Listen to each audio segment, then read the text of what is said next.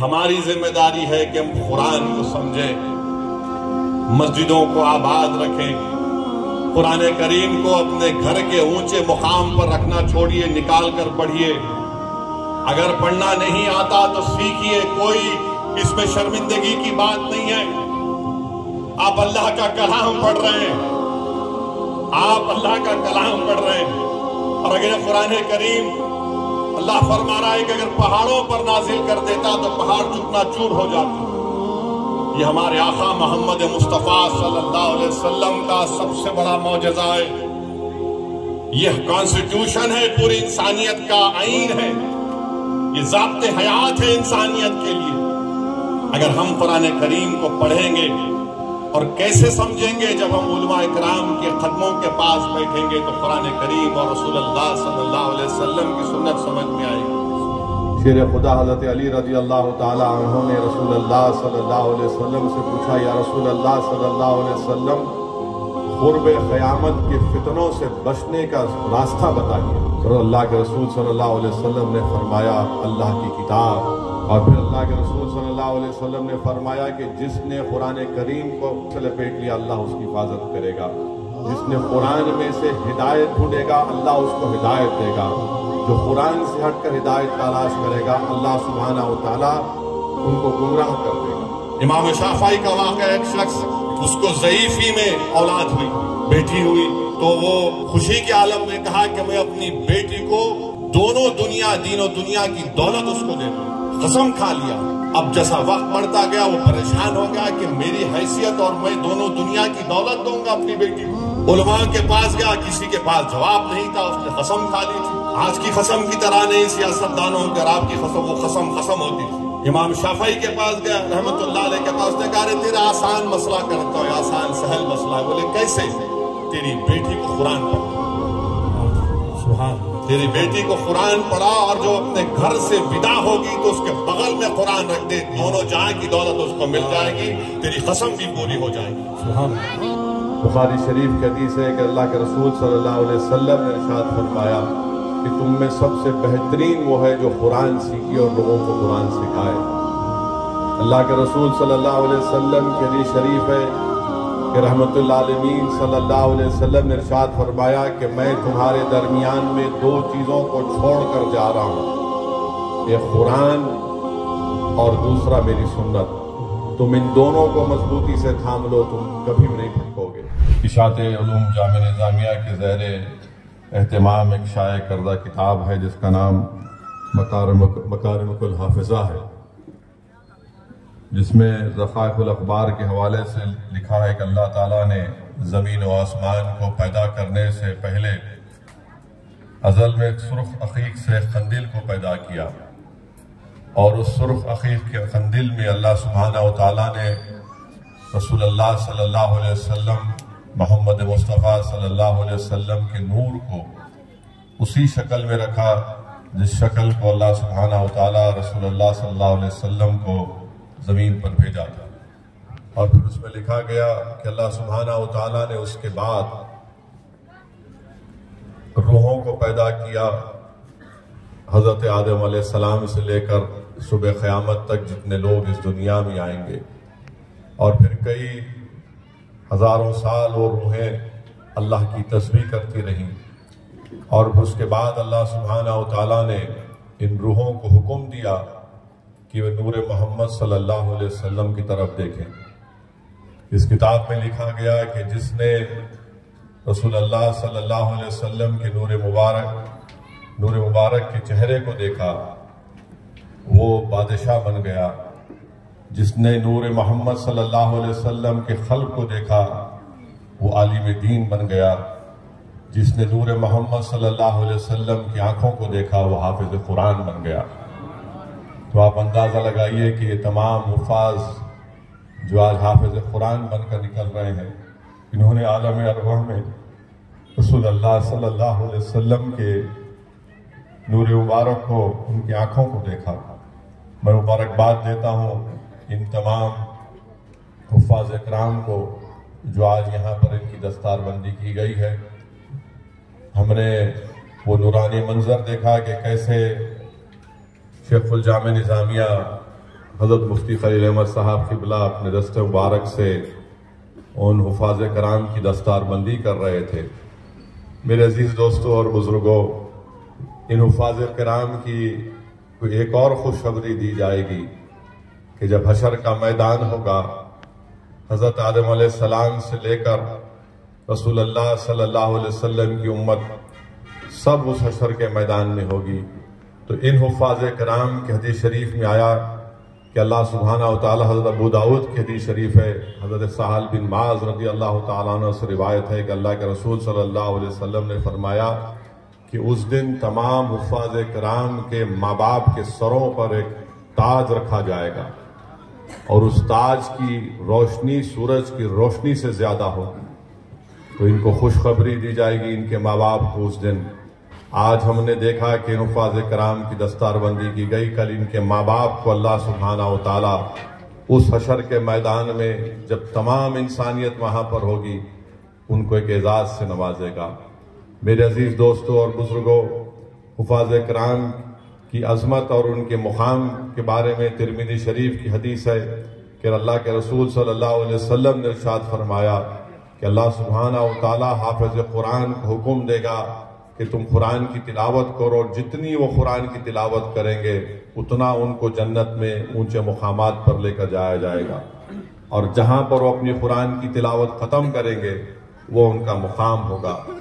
وہیں پر حضرت علی رضی اللہ تعالیٰ عنہ شیر خدا سے، امیر المومنین صدی شریف وہ روایت کرتے ہیں کہ اللہ کے رسول صلی اللہ علیہ وسلم نے ارشاد فرمایا کہ جو حافظ قرآن نے قرآن میں جو حلال کو حلال مانا اور حرام کو حرام مانا، اللہ سبحانہ و تعالیٰ ان کی سفارش سے ان کے خاندان کے ایسے 10 لوگوں کو اللہ جنت میں داخل کرے گا جن پر ان کے برے اعمال کی وجہ سے وہ جہنم ان پر واجب ہو گئی تھی۔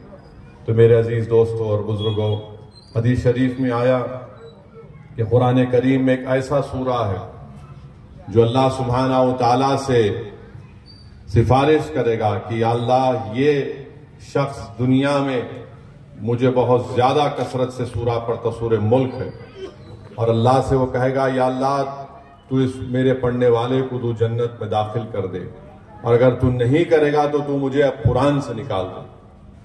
میرے حدیث دوستوں اور بزرگوں، یہ حدیث شریف ہم کو بتا رہی ہے کہ قرآن شریف ہم مسلمانوں کے لیے بلکہ پوری انسانیت کے لیے بہت بڑی نعمت ہے۔ ہم جتنا بھی اس کی قدر کریں یہ بہت کم ہے، اور اسی عزیزان ملت اسلامیہ، بخاری شریف کی حدیث ہے کہ اللہ کے رسول صلی اللہ علیہ وسلم نے ارشاد فرمایا کہ تم میں سب سے بہترین وہ ہے جو قرآن سیکھے اور لوگوں کو قرآن سکھائے۔ اللہ کے رسول صلی اللہ علیہ وسلم کی حدیث شریف ہے کہ رحمت للعالمین صلی اللہ علیہ وسلم نے ارشاد فرمایا کہ میں تمہارے درمیان میں 2 چیزوں کو چھوڑ کر جا رہا ہوں، ایک قرآن اور دوسرا میری سنت، تم ان دونوں کو مضبوطی سے تھام لو، تم کبھی بھی نہیں بھٹکو گے۔ میرے عزیز دوستوں اور بزرگوں، قرآن ہمارے لیے ایک دستور حیات ہے، ایک مکمل کانسٹیٹیوشن ہے قرآن ہمارے لیے، پوری نہ صرف ہم مسلمانوں کے لیے بلکہ پوری انسانیت کے لیے۔ اور اسی لیے میرے عزیز دوستوں اور بزرگوں، شیر خدا حضرت علی رضی اللہ تعالی عنہ نے رسول اللہ صلی اللہ علیہ وسلم سے پوچھا، یا رسول اللہ صلی اللہ علیہ وسلم قرب قیامت کے فتنوں سے بچنے کا راستہ بتائیے۔ تو اللہ کے رسول صلی اللہ علیہ وسلم نے فرمایا اللہ کی کتاب، اور پھر اللہ کے رسول صلی اللہ علیہ وسلم نے فرمایا کہ جس نے قرآن کریم کو اپنے آپ کو قرآن کریم سے لپیٹ لیا اللہ اس کی حفاظت کرے گا، جس نے قرآن میں سے ہدایت ڈھونڈے گا اللہ اس کو ہدایت دے گا، جو قرآن سے ہٹ کر ہدایت تلاش کرے گا اللہ سبحانہ و تعالیٰ ان کو گمراہ کر دے گا۔ میرے عزیز دوستوں اور بزرگوں، حدیث شریف میں آیا کہ جس کے سینے میں قرآن نہیں ہے وہ ایک ویران گھر کی طرح ہے، وہ ایک ویران گھر کی طرح ہے۔ تو اسی لیے بہت ضروری ہے کہ ہم نہ صرف اپنی اولاد کو بلکہ اپنے آپ کو، ہم تمام کو کوشش کرنے کی ضرورت ہے کہ ہم اپنے سینوں میں قرآن کریم کو رکھیں۔ اور اس کے لیے میں نہیں مانتا کہ عمر کوئی شرط ہے۔ ابھی میں 2 دن پہلے اخبار میں پڑھ رہا تھا کہ ایک صاحب 75 سال کی عمر میں ہندی میں PhD کی ڈگری حاصل کی ہے، جب ایک 75 سال کا شخص ہندی میں پی ایچ ڈی کی ڈگری حاصل کر سکتا ہے تو یقیناً ایک 60-65 سال کا مسلمان اگر اس عمر میں بھی قرآن شریف کی تلاوت شروع کرے اور حفظ شروع کرے تو اللہ نے زندگی دی تو یقیناً وہ اس کا حفظ بھی مکمل کر سکتے ہیں۔ میرے عزیز دوستوں اور بزرگوں، اللہ کے رسول صلی اللہ علیہ وسلم تشریف فرما ہے، ایک صحابی رسول بیٹھے ہیں، حضرت اسرائیل علیہ السلام آ کر رسول اللہ صلی اللہ علیہ وسلم سے کہتے ہیں کہ یا محمد صلی اللہ علیہ وسلم، اللہ نے ہم کو حکم دیا ہے کہ ہم آپ کے صحابی کی روح کو قبض کر لیں۔ اللہ کے رسول صلی اللہ بلکہ حدیث امام راضی رحمت اللہ علیہ نے لکھی، تفسیر کبیر میں آپ پڑھ سکتے ہیں، امام راضی لکھتے ہیں تو رسول اللہ صلی اللہ علیہ وسلم نے اپنے اس صحابی سے ارشاد فرماتے ہیں کہ تمہارا وقت آ چکا ہے، حکم ہو چکا ہے کہ اب تمہاری روح کو قبض کر لیا جائے گا۔ اب ایمان دیکھیے اس صحابی رسول صلی اللہ علیہ وسلم کا، وہ اپنے گھر کو نہیں دوڑتے، یہ نہیں کہتے کہ لاؤ وصیت کر دیتا ہوں، بولتے رسول اللہ صلی اللہ علیہ وسلم میں مطمئن ہوں، آپ مجھے صرف یہ بتا دیجئے کہ میں وہ کون سا ایسا کام کروں جب میں وہ کام کرتا رہوں اور اللہ کے پاس جب پہنچوں تو اللہ مجھے جنت عطا کر دے۔ اللہ کے رسول صلی اللہ علیہ وسلم حکم فرماتے ہیں کہ جاؤ قرآن کریم کو لے کر آؤ، تم قرآن کو پڑھو، میں تم کو قرآن کو پڑھاتا ہوں، تاکہ اسی حالت میں جب تمہاری روح قبض کی جائے گی تو رب کریم تم کو جنت میں داخل کر دے گا۔ میرے عزیز دوستوں اور بزرگوں، یہ اللہ کا کلام ہے، یہ اللہ کا کلام ہے، یہ معجزہ ہے اللہ کے رسول صلی اللہ علیہ وسلم کا۔ اللہ سبحانہ وتعالی نے ہر نبی اور رسولوں کو جب بھیجا تو ان کو ایک معجزے دے کر بھیجا، اور وہ زمانے میں جب آئے، مثال کے طور پر علماء اکرام نے لکھا کہ حضرت داؤد علیہ السلام جس زمانے میں آئے اس زمانے میں لوگ لوہے کو پگھلاتے تھے، تو اللہ سبحانہ وتعالی نے حضرت داؤد علیہ السلام کو معجزہ یہ دیا کہ وہ لوہے کو جب اب اپنے ہاتھ میں لیتے تو لوہا پگھل جاتا۔ اللہ سبحانہ وتعالی نے جس زمانے میں حضرت موسیٰ علیہ السلام کو بھیجا اس زمانے میں جادو بہت عام تھا۔ اللہ سبحانہ وتعالی نے حضرت موسیٰ علیہ السلام کو عصائے موسیٰ دیا، جب اس عصا کو زمین پر ڈالتے تو جادوگروں کا جادو اس کے سامنے ختم ہو جاتا۔ اللہ سبحانہ وتعالی نے جس زمانے میں حضرت صالح علیہ السلام کو بھیجا اس زمانے میں ان کی قوم پہاڑوں کو کاٹ کر بناتی تھی، تو اللہ نے پہاڑ میں سے اونٹنی کو نکالا۔ جس زمانے میں حضرت عیسیٰ علیہ السلام تشریف لائے وہ زمانہ فن طب کا تھا، مگر 3 لوگوں کا علاج نہیں ہوتا تھا، نابیناؤں کا، اور دوسرے جن کو کولڈ کی بیماری ہو جاتی اور تیسرے جو مردہ ہوتے تھے، زندہ نہیں کرتے۔ تو اللہ نے حضرت عیسیٰ علیہ السلام کو معجزے دیے، جب وہ اپنا ہاتھ مادرزاد اندھے کی آنکھ پر رکھتے تو اس کی آنکھوں میں بینائی آ جاتی، جب وہ کسی کولڈ کی بیماری کے مریض پر ہاتھ رکھتے تو اس کو شفا ہو جاتی، اور مردے کو کہتے قم بإذن اللہ اور وہ زندہ ہو جاتا۔ جس زمانے میں محمد صلی اللہ علیہ وسلم، نبی کریم محمد صلی اللہ علیہ وسلم آئے، وہ زمانہ فصاحت اور بلاغت کا زمانہ تھا، عربوں کو بڑا غرور زان تھا اپنی زبان پر، تو اللہ نے قرآن کریم کو نازل کیا۔ میرے عزیز دوستوں اور بزرگوں، علماء کرام نے یہ بتایا کہ جتنے معجزات اللہ نے اپنے انبیاء اور رسولوں کو دیے وہ وقتیہ تھے، ہو گئے اور ختم ہو گئے، اور جتنے کتابیں اللہ نے اپنے رسولوں کو دی، کسی کتاب کی حفاظت کا ذمہ اللہ نے نہیں لیا۔ علماء کرام نے لکھا کہ اللہ نے صرف قرآن کریم کی حفاظت کا ذمہ لیا، تو یہ قرآن کریم کی حفاظت کا ذمہ جو رسول اللہ صلی اللہ علیہ وسلم کا سب سے بڑا معجزہ ہے، اللہ سبحانہ و تعالیٰ نے اس کی حفاظت کا ذمہ لیا۔ میرے عزیز دوستوں اور بزرگوں، اس قرآن کریم کے سلسلے میں امام شافعی رحمت اللہ علیہ کا واقعہ یاد آ رہا ہے۔ امام شافعی رحمت اللہ علیہ اپنے علاقے کے غریب نوجوان کو جانتے تھے جو ہمیشہ، امام شافعی نے اس بیان کیا بلکہ لکھا گیا، امام شافعی اپنے کان سے سنتے تھے کہ نوجوان جو کثرت سے قرآن کی تلاوت کرتا تھا وہ یہ بھی دعا کرتا تھا یا اللہ جب اس دنیا سے چلا جاؤں گا تیرے حکم پر تو قبر میں بھی مجھے قرآن کی تلاوت کرنے کا موقع ملے. کثرت سے دعا کرتا تھا وہ کہ یا اللہ دنیا میں تو تیرے کلام کی تلاوت کر رہا ہوں، جب قبر میں جاؤں گا تو یا اللہ مجھے قرآن کی تلاوت کرنے کا موقع عنایت فرما. امام شافعی رحمۃ اللہ علیہ سنتے تھے، اور جب کبھی اس کے پاس جاتے موقع نہیں ملتا اس سے پوچھنے کے لیے. ایک دن وہ حج پہ گیا، امام شافعی رحمۃ اللہ علیہ اس کو مکہ شریف میں دیکھے، حتیم میں دیکھے، بولے بیٹھا ہوا ہے قرآن کی تلاوت کرتے، موقع اچھا ہے، اب میں اس کو پکڑ کر سوال کروں گا، پوچھ لوں گا، موقع اچھا ہے. جیسے امام شافعی رحمۃ اللہ علیہ اس کے قریب گئے، اس نے امام شافعی رحمۃ اللہ علیہ کے کچھ بولنے سے پہلے کہتا ہے کہ السلام علیکم، میں آپ ہی کی تلاش کر رہا تھا، میں آپ ہی کی تلاش کر رہا تھا. اور وہ نوجوان کہتا ہے کہ اے امام، اپنے جیب سے چند پیسے نکال کر کہتا ہے اس کو رکھیے، ظہر کی نماز کے بعد میرا انتقال ہو جائے گا، میری تدفین اور کفن کا انتظام آپ کر دینا. امام شافعی کچھ بول ہی نہیں سکے، اور ظہر کی نماز امام شافعی بازو پڑے، وہ پوری نماز، فرض نماز، سنت نماز، نفل نماز ہو گئی. اس کے بعد امام شافعی نے کیا دیکھا کہ وہ شخص زمین پر پڑا ہے، اور امام شافعی رحمۃ اللہ علیہ اپنے کان سے اس کے زبان سے کلمہ نکل رہا تھا، اس کی آواز کو سنے. تو خیر جا کر اس نوجوان کی تدفین ہو گئی.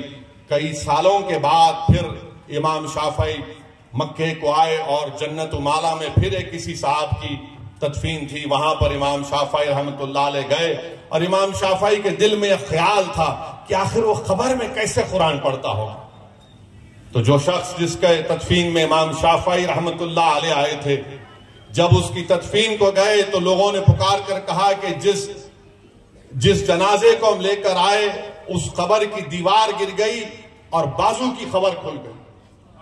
امام شافعی رحمۃ اللہ علیہ بولے کہ آپ امام ہیں، اب اس کا مسئلہ آپ بتائیے.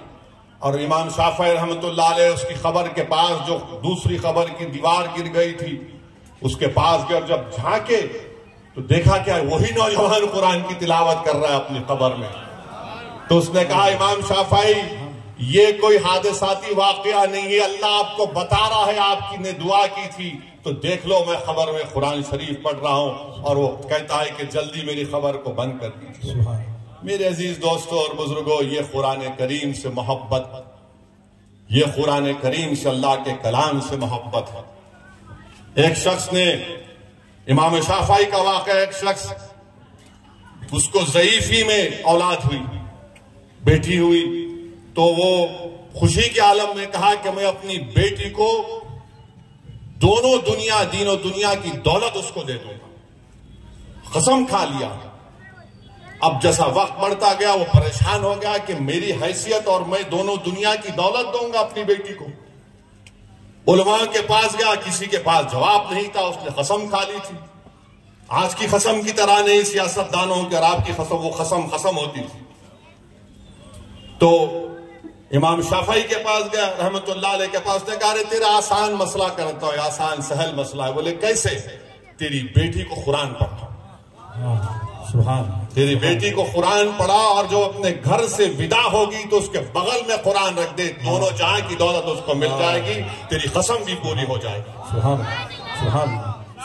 میرے عزیز دوستوں اور بزرگوں، امام شافعی رحمت اللہ علیہ ایک کتاب لکھے، 70 مرتبہ اپنے شاگردوں سے کہا ذرا اس کو صحیح کرو، غلطی دیکھو. بہت 70 کیا، بہت زیادہ. آخر میں امام شافعی بولے کہ اس کتاب کی ضرورت نہیں جب اللہ کا کلام ہے. جنید بغدادی، صوفیہ اکرام میں ان کا بہت بڑا مقام جنید بغدادی کا، جنہوں نے یہ بتایا دنیا کو کہ صوفی کون ہے. جنید بغدادی نے کہا تھا کہ صوفی وہی ہے جو دنیا میں مر گیا اور صرف اللہ کے لیے زندہ. اس جنید بغدادی رحمت اللہ علیہ نے اپنے ایک شاگرد کو بلایا، اپنے ایک مرید کو بلایا، سبحان اللہ، اپنے ایک مرید کو بلایا اور کہا کہ میں تم کو ایک ذمہ داری دے رہا ہوں. یہ ایک بکسا ہے، اس کو لے جا کر دریائے دجلہ میں اس کو بہا دینا اور کھول کر نہیں دیکھنا اس کو. تو ان کا مرید گیا، جیسا اس کو پانی میں چھوڑا تو پانی راستہ کھول دیا اور وہ آرام سے بکسا گیا اور پانی کے نیچے چلا گیا۔ وہ پریشان ہو گیا کہ طوفان ہے، موجیں اٹھ رہی ہیں اور پانی راستہ دے رہا ہے اس ڈبے کے لیے۔ اپنے شیخ کے پاس، اپنے پیر مرشد کے پاس آ کر کہا کہ حضرت اس طرح کی کیفیت ہے، کچھ تو بتا دیجئے کیا ہے یہ؟ آخر اس چیز، اس ڈبے میں، بکسے میں کیا تھا؟ تو جنید بغدادی نے کہا کہ میں نے 12 سال صوفیوں کے اسرار اور رموزات پر ایک کتاب لکھی، 12 سال تک۔ پھر 12 سال میں نے اس میں غلطیاں تھی، اس کو صحیح کیا، اور 12 سال میں یہ سوچا کہ اس کتاب کو عوام تک دوں یا نہ دوں۔ بعد میں نے یہ سوچا کہ جو اللہ کا کلام قرآن کریم ہے، جنید کی کتاب کو انسانیت کی ضرورت نہیں ہے، اس لیے میں نے 36 سال کی محنت کو پانی میں چھوڑ دیا، کیونکہ قرآن کریم۔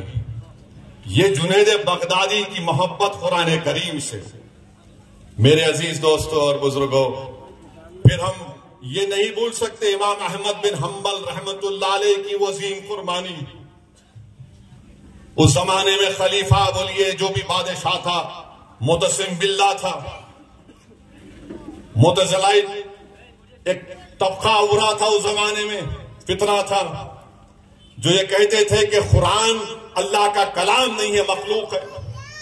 امام احمد بن حنبل رحمت اللہ علیہ نے اس کے خلاف اعلان بغاوت بلند کیا اور کہا کہ یہ تم جھوٹ بول رہی ہے، کلام الہی ہے، قرآن کلام الہی ہے۔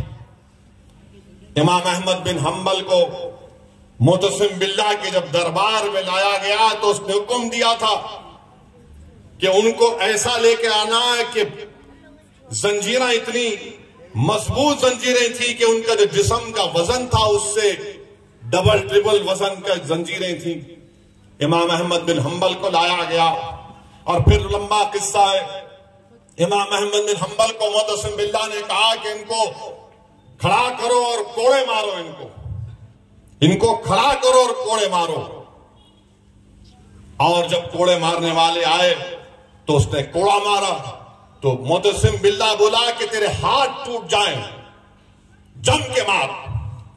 اور جب پہلا کوڑا امام احمد بن حنبل کو مارا تو امام احمد بن حنبل کی زبان سے کیا نکلا؟ بسم اللہ الرحمن الرحیم، بسم اللہ الرحمن الرحیم امام احمد بن حنبل کی زبان سے نکلا۔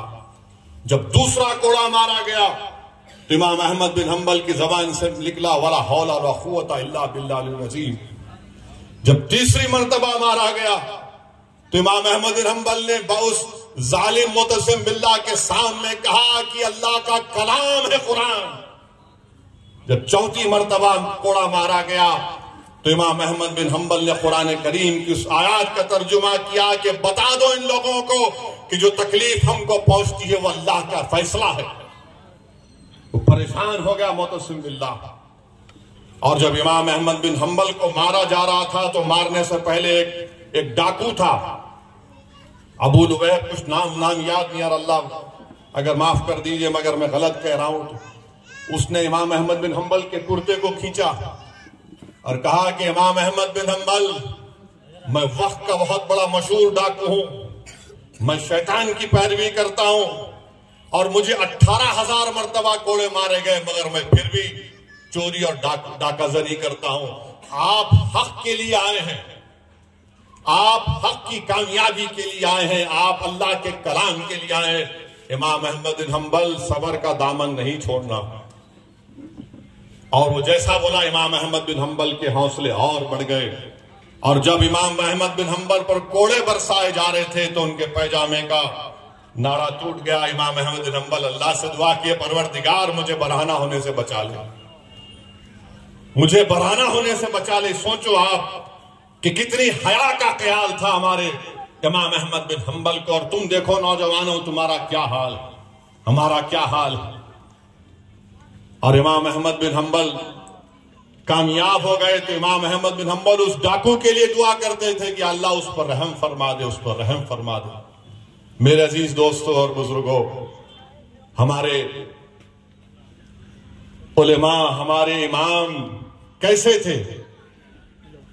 امام محمد امام اعظم ابو حنیفہ کے شاگرد جب ان کا جنازہ نکلا تو ایک یہودی دوڑتے آ کہ مجھے کھندا دینا ہے امام محمد کے جنازے کا، اور جیسا اس نے امام محمد رضی اللہ تعالیٰ عنہ کے جنازے کو کھندا دیا، اس کی زبان سے بے ساختہ نکلا اشہدو لا الہ الا اللہ واشہدو ان محمد رسول اللہ۔ میرے عزیز دوستوں اور بزرگوں، دیکھو ہمارے امام کیسے تھے کہ ان کی لاش بھی ہے تو ان کے یہودی کی زبان سے کلمہ نکل رہا ہے، جنازہ جا رہا ہے تو لوگ اسلام کو قبول کر رہے ہیں۔ یہ ان کی زندگی کی پاکیزگی تھی، یہ ان کی زندگی کی پاکیزگی تھی۔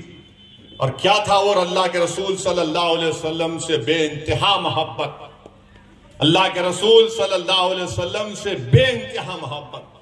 تو میرے عزیز دوستوں اور بزرگوں، یہ ہماری ذمہ داری ہے کہ ہم قرآن کو سمجھیں، مسجدوں کو آباد رکھیں، قرآن کریم کو اپنے گھر کے اونچے مقام پر رکھنا چھوڑیے، نکال کر پڑھیے۔ اگر پڑھنا نہیں آتا تو سیکھیے، کوئی اس میں شرمندگی کی بات نہیں ہے۔ آپ اللہ کا کلام پڑھ رہے ہیں، آپ اللہ کا کلام پڑھ رہے ہیں، اور اگر قرآن کریم اللہ فرما رہا ہے کہ اگر پہاڑوں پر نازل کر دیتا تو پہاڑ چکنا چور ہو جاتے۔ یہ ہمارے آقا محمد مصطفیٰ صلی اللہ علیہ وسلم کا سب سے بڑا معجزہ ہے، یہ کانسٹیٹیوشن ہے، پوری انسانیت کا آئین ہے، یہ ضابط حیات ہے انسانیت کے لیے۔ اگر ہم قرآن کریم کو پڑھیں گے، اور کیسے سمجھیں گے؟ جب ہم علماء اکرام کے قدموں کے پاس بیٹھیں گے تو قرآن کریم اور رسول اللہ صلی اللہ علیہ وسلم کی سنت سمجھ میں آئے گی۔ مگر آج کل ہر آدمی فون پر، گوگل پر پڑھ کر اپنے آپ کو حضرت گوگل کا شاگرد بنا کر انسانیت کو بھٹکانے کی کوشش کر رہا ہے۔ ایسے انٹرنیٹ کے مولاناؤں سے دور رہیے، مدرسے کے مولاناؤں کے پاس جائیے۔ جو مدرسے کے مولانا ہے، انٹرنیٹ کا مولانا جو ہے وہ خالی برتن بہت پکارتا نا، وہی حال ہے ان کا۔ تو علماؤں کے قدموں میں بیٹھیے، قرآن کو سمجھیے، قرآن کو پڑھیے، اور پھر اس کا فائدہ بھی ہوگا، دین دنیا میں اس کا فائدہ ہوگا۔ میرے عزیز دوستوں اور بزرگوں، فاروق اعظم کا وہ مشہور واقعہ کہ فاروق اعظم نے جب قرآن کی آیات پڑھی کہ سب کے اعمال کا حساب دیا جائے گا تو بے ہوش ہو گئے فاروق اعظم۔ فاروق اعظم کا مشہور واقعہ کہ راستے میں ہیں اور کسی گھر سے ایک آواز آئی کہ اللہ کا عذاب سب پر پہنچے گا، تو کئی مہینوں تک فاروق اعظم بیمار رہے۔ لوگوں کو وجہ معلوم نہیں تھی کیوں بیمار پڑ گئے، کیا وجہ ہے بیمار پڑنے کی۔ یہ ان کی قرآن کریم سے محبت تھی،